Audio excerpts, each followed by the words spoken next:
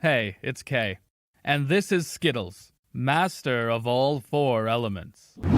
And these boys right here, well, this is Brian Big Boy Knitzko and Michael Tortellini DiMartino, the creators of Avatar. Following the success of The Last Airbender, Brian and Michael set out to create a more mature follow-up series that would introduce nuanced political themes. The only problem is, Mike and Brian don't understand political ideologies.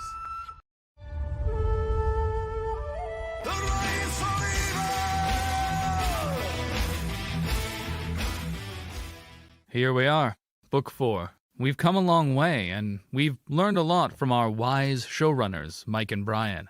We've learned that communism is bad, because communists are all just faking it to gain power. We've learned that environmentalism is silly, because all those tree-hugging hippies are just gonna turn into kaijus and wreck the city when you're not looking. And we've learned that anarchy is dangerous, because it only plunges society into chaos. And in Book 4, we learn that the very chaos caused by anarchy creates a power vacuum that will be filled by fascism. It isn't capitalism in decline, it isn't weaponizing fear or bigoted sentiments that makes fascism. It was those darn anarchists all along.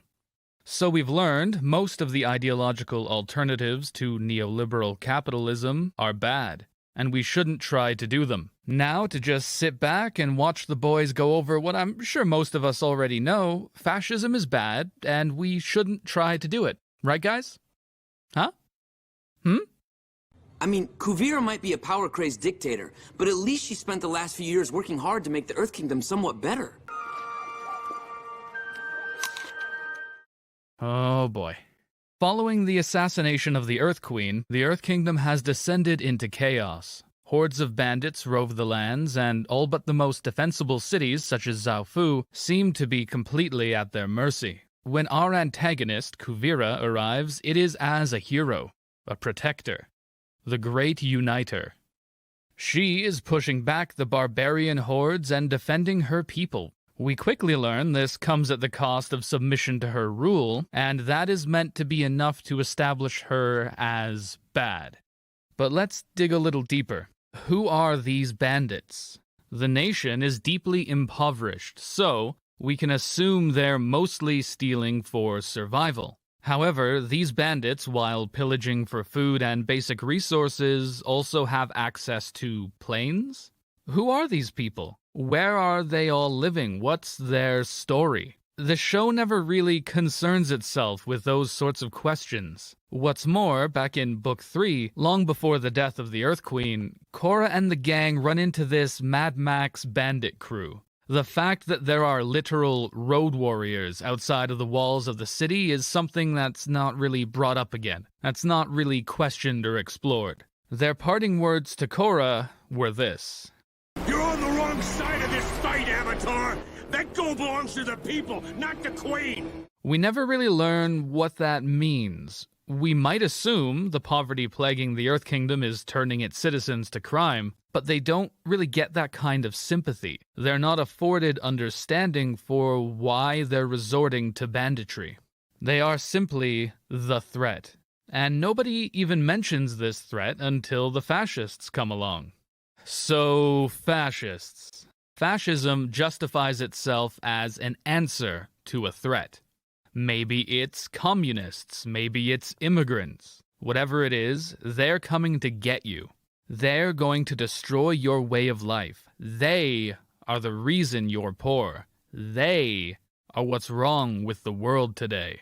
Kuvira uses the ever-present threat of these masses of bandits to force Earth Kingdom leaders to bend the knee. As she controls superior military might, only she can save them from the threat. Here's where the boys go wrong, though. When fascists say that the Jews control the banks or that Muslims are coming to instate Sharia law, whatever that is, that the bad people are going to do the bad thing, they're lying. It isn't true. The threat is a fabrication. That's the point. Fascists are liars. What the boys have done is recreate this dynamic. A fascist leader using an impending threat to seize power, but they've made the threat real. They made the justification for fascism actually a valid concern. The Jews were never going to take over Germany. Muslims aren't going to establish a caliphate in Europe. But the bandit hordes are real. The barbarians actually are at the gates. Despite going to great lengths to ensure that we understand why Kuvira does what she does, the way the boys never explore who the bandits are or why they're doing what they do, the way they use them as a faceless, unsympathetic threat to make it look like Kuvira has a point or is doing good things, even if her methods are a bit extreme. That's deeply fucking concerning. Which brings us to the worst scene of the entire series. What did Amon want? Equality for all. Unalak? He brought back the spirits. And Zahir believed in freedom. I guess. The problem was, those guys were totally out of balance, and they took their ideologies too far. This scene does two main things that we should think about. First of all, it misrepresents what the shortcomings of these three antagonists were. Toph presents them all as people who had fundamentally good ideas, but just went too far. But that's not really what happened, is it? Amon didn't go too far in pursuit of equality. He never actually cared about equality. Unalak didn't go too far to bring back the spirits. He was only ever using the whole spiritual guru shtick as a means to become the, Dark Avatar. Zahir didn't go too far for freedom. His plan just didn't work, because it was naive and poorly thought out. When Korra tells him his actions led to Kuvira's rise to power, he has nothing to say for himself. He looks a bit shocked and embarrassed, to be honest. So where the hell did this, oh, they have good ideas but they went too far narrative come from all of a sudden? Well, that brings us to the second problem with this scene. They're setting up the idea that Korra's enemies are people who are trying to do the right thing, but their methods are just a bit extreme, because that's how they want you to think about Kuvira.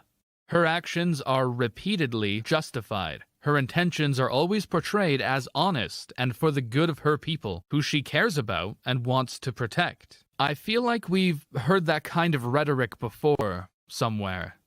This would have been a great opportunity to highlight how these talking points from fascists are disingenuous, but instead, this remains a redeeming character trait for Kuvira. Fundamentally, Kuvira's heart is shown to be in the right place. She's just taking things too far. At one point, she makes the decision to sacrifice her fiancé to secure victory. Now, it doesn't work, but her decision to do so, it's not painted as madness or becoming overcome by greed or desperation. It's painted as determination. Being determined, unshakable, and willing to do whatever it takes to achieve your goals, those are traits that we tend to respect in our society. For many other villains, this would be a fall from grace. This would be the moment they go too far. For Kuvira, it only bolsters her resolve, and therefore bolsters our belief in her integrity as a character. Here's the thing about all that, though. She's a fucking Nazi! Dave, Brian, are you shitting me right now? Are you in my home, shitting directly on me? Okay, point taken. Kuvira is shipping off dissidents, as well as people who are not ethnically Earth Nation, to concentration camps. She is literally building an empire by way of military force and purging the undesirables. What would compel you to make her a determined badass? She made President Raiko pardon known terrorist Varric so that she can use him to develop a superweapon, an unstable, destructive force that can turn the tide of the war at the expense of the environment which they ruthlessly plunder for its production. It's nukes. Let's talk about Varric for a minute. Historically, fascist regimes have enjoyed substantial support from capitalists and the companies that they own. IBM supplied the Nazis with the sorting system that they used to identify Jews and other groups targeted by the Holocaust in their census data. Ferdinand Porsche, founder of Porsche, worked under Hitler to create Volkswagen, which would go on to use concentration camp slave labor to build civilian and military vehicles for the Nazis. Volkswagen even went on to construct a concentration camp. Hugo Boss was a card-carrying member of the Nazi Party before Hitler even took power and designed their uniforms. Henry Ford supported the Nazi war machine and was awarded the highest honor a foreigner could receive in Nazi Germany. There is a long-standing marriage between fascism and capital. And for a lot of extremely wealthy people out there, war and genocide are good for business. That's a dark fucking thing to have to contend with. And it should raise some very serious questions about the current economic order. So how do the boys handle this? Well, they bend over backwards to absolve wealthy capitalists of any guilt. Varric, while developing the previously mentioned weapon of mass destruction for Kuvira, has a sudden change of heart that, even by his own admission, is completely out of nowhere. I know, it's not like me, right? Usually I look at a project like this and all I think is, wow, I can make a ton of money off this! But recently I've been having these strange feelings. Inside, it's like I'm concerned with others. And there's this nagging voice in my head constantly, telling me what's right from wrong. I believe that voice is your conscience, sir. The man who helped instigate a civil war so that he could sell arms to both sides. The man who staged terrorist attacks and tried to kidnap the president. All of a sudden he says, wait a minute, this all seems immoral. This is all in service of making a key assertion. War and imperialism are bad when fascists do it. Implicit in this is the suggestion that it's less severe when done by a regular capitalist nation. But Varric is the mythical genius inventor-industrialist. He is the most idealized version of the Henry Fords and the Ferdinand Porsches of the world. And they wouldn't have thought twice. In fact, they didn't think twice. They further rehabilitate Varric's image by dropping in a little line where he says that he actually owned the building he blew up in Book 2. So it's fine then. One of the final scenes in the last episode is his heartwarming wedding. This man is a war criminal, but we're meant to ignore all of that because he eventually decided to stop being a Nazi collaborator once he'd already massively supported them, of course. Asami's father is also redeemed this season, heroically sacrificing himself so that the gang can take down Kuvira's ridiculous giant mech. The boys want us to know these are the good capitalists, even though both of them have done terrible things and their real-world counterparts would have, without question, been on Kuvira's side in this conflict. But recently I've been having these strange feelings. Inside, it's like I'm concerned with others. And there's this nagging voice in my head constantly, telling me what's right from wrong. When Varric has his change of heart, he is threatened by Kuvira and forced to continue working for her. This is just another way in which the boys shift all responsibility from capitalists onto individual fascist leaders. Even though the show itself tells us she was only able to get to this point with the support of Varric and several other extremely wealthy people from Zaofu, the most gentrified place on Earth. But it's more than just conveniently writing Varric out of being responsible for Kuvira's rise to power. It's part of a wider and extremely dangerous narrative about the Nazis that you've probably heard before. This is perhaps best exemplified by Bolin. Maybe you need to spend some time in a re-education camp. I thought that's where we send people to learn new trade skills. The people supporting the Nazis, the people running the camps, making the weapons, pulling the triggers, they're just innocent, naive souls who were either duped by the brilliant charisma of, this guy apparently, or they were threatened. This narrative serves a very clear purpose: to absolve society, to absolve the business owners, the media outlets, and even the people on the ground who actively supported the Holocaust.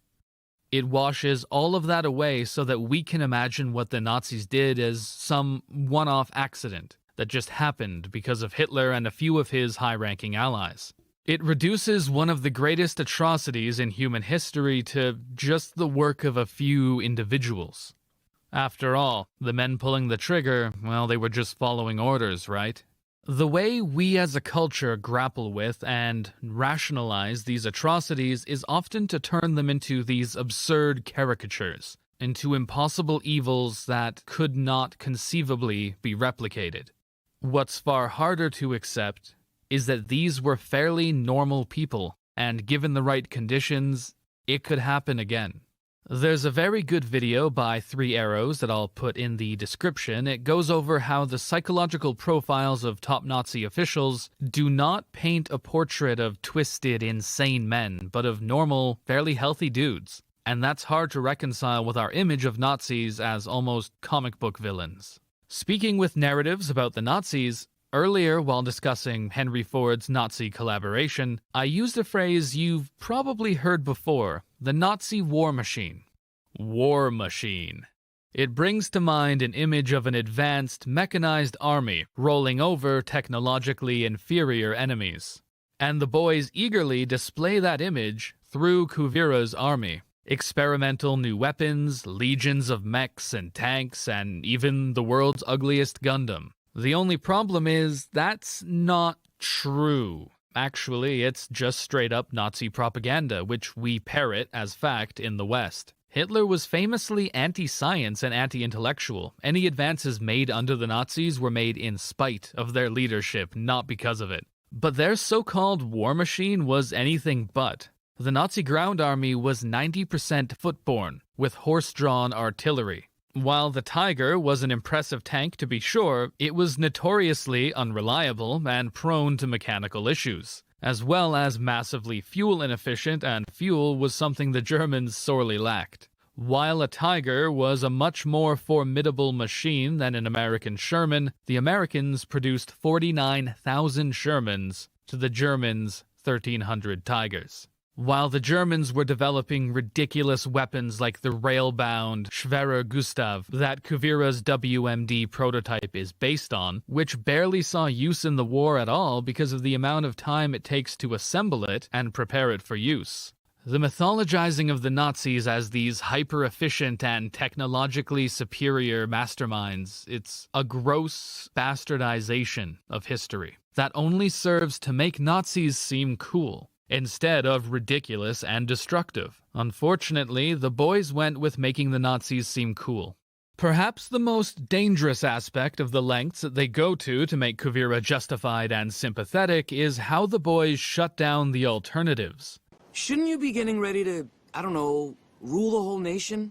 Now, don't get yourself in a tizzy. I'll have ministers for all that. No sir, Mako. When we get to bossing, say, it'll just be 2 kooky pals living the life. The United Republic intends to send their own advisors when he takes the throne in the Earth Kingdom.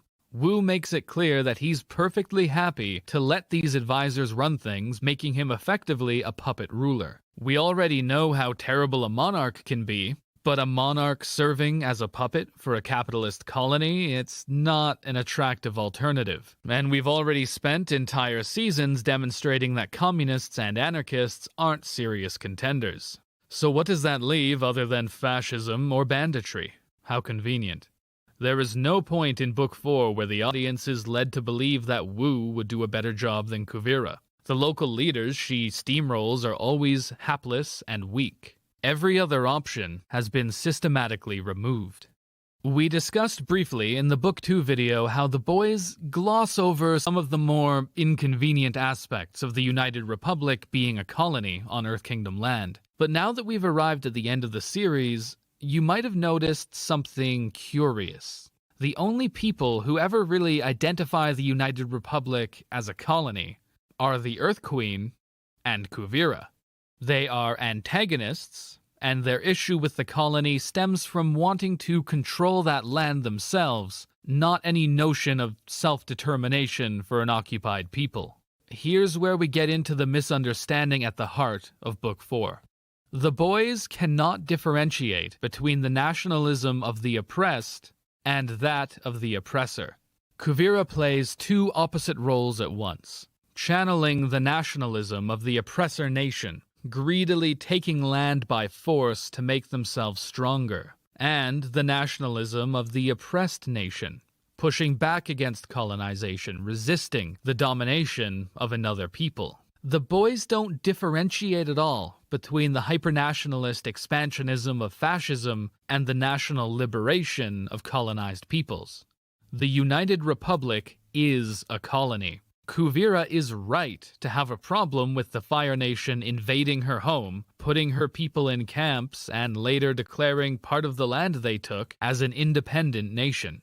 But because the boys never engage with the realities of colonization and with the problems that exist in the real-world parallels of the United Republic, such as the colonized peoples being murdered by the millions, Kuvira's attack on the colony comes off as just another bout of expansionist aggression from the Nazis. Despite being a genocidal fascist rolling over the nation with an army of tanks, putting her enemies in camps, Kuvira still manages to be the most well-written, sympathetic antagonist yet. There is never any doubt that she genuinely wants what's best for her people. I was trying to help my people. Sue turned her back on the Earth Kingdom. You were gone. I had to do something. Kuvira's been purging states of anyone who's not of Earth Kingdom origin and locking them up. Don't pretend you know what it felt like. The Avatar is adored by millions. I was cast aside by my own parents like I meant nothing to them. How could I just stand by and watch the same thing happen to my nation when it needed someone to guide it? I know what happens to cities who don't want to hand over control to you. Then you know what's coming for Zalfu. You wanted to create a place where you and your people would never be vulnerable again.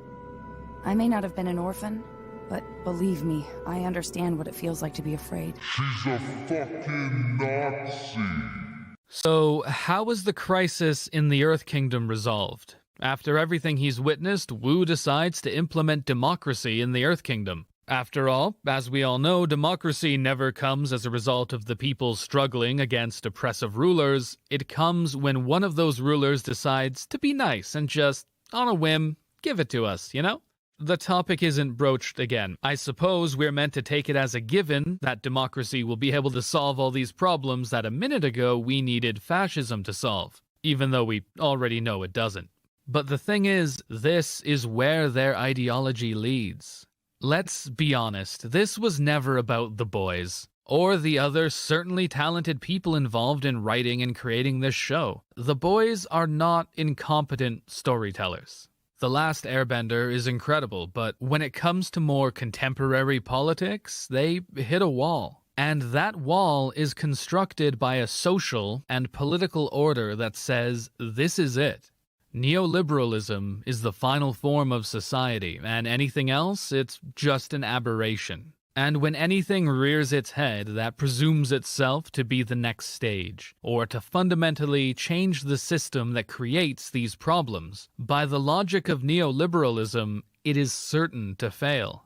As a result, we consistently write stories where revolutionaries fail, and as punishment for their failure, things get worse.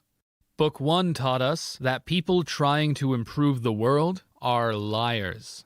Book 2 taught us that people trying to improve the world are power-hungry. Book 3 taught us that people trying to improve the world are fools.